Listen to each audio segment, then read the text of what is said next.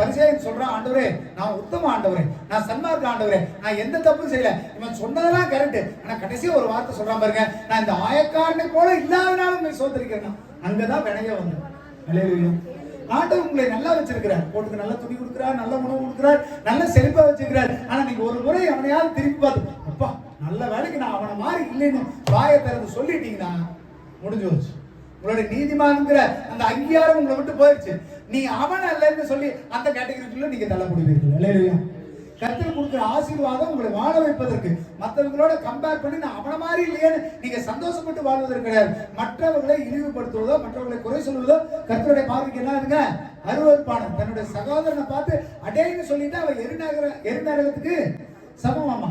கர்த்தர் எல்லாத்தையும் சமமா பார்க்க விரும்புகிறார். அல்லேலூயா.